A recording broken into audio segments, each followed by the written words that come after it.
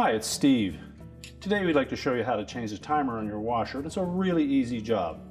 All we're going to need is a number 2 Phillips screwdriver, a small flat blade screwdriver, and a 3/16 socket and ratchet or 3/16 nut driver.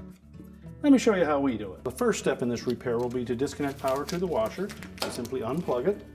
We'll also need to pull it far enough forward that we can access the back of the control console. Now, using our Phillips screwdriver, we're going to loosen the 2 screws that are in the rear corners. And loosen them enough that the control panel end will move freely from the main top.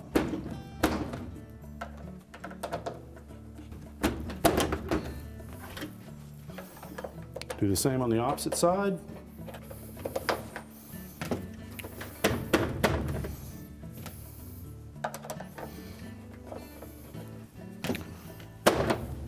And once we have those free, we can then tilt that control panel, roll it straight back, and we'll locate the timer shaft. And then with a flat blade screwdriver, we want to first of all make sure that the knob is pressed firmly down. And then we'll pull that shaft out with our screwdriver. You can pull it right out of the timer if you wish. That will allow us to remove the knob and the knob skirt and this small 3/16 screw.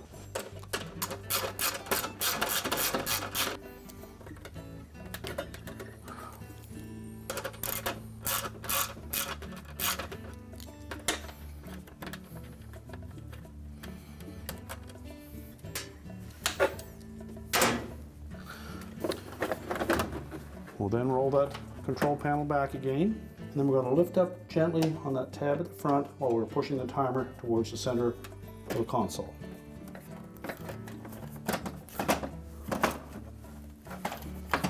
You can then pull it away from the console.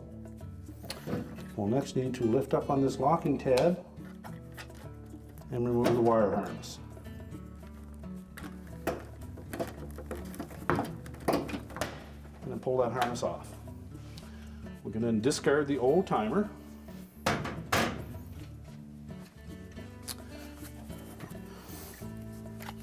Take the new timer and we're going to line up that locating tab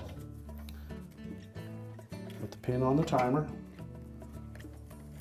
Press it firmly on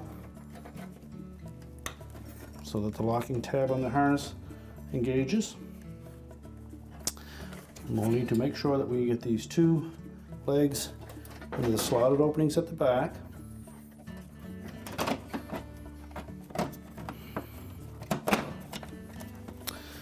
And we'll also need to make sure that we line up this metal tab. It's located right here, has to fit into that plastic opening.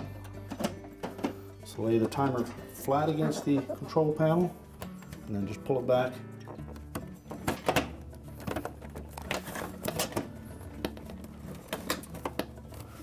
Make sure that that metal tab slid into place and that our locking tab dropped into the opening. You can then reinstall the screw through the front.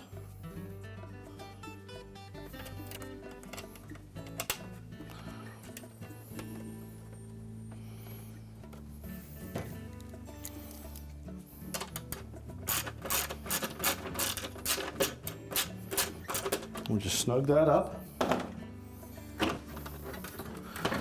And next we'll want to pull this shaft back away from the timer. We'll set our knob skirt in place. We'll fit the knob onto that shaft. Press it firmly against the knob skirt. And then from the back, we'll press that center shaft so it locks it on.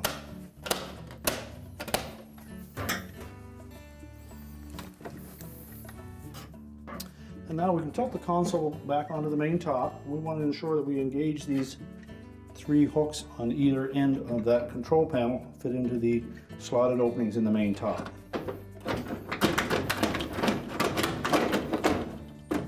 Just pull it straight back and then tighten the retaining screws in the corners.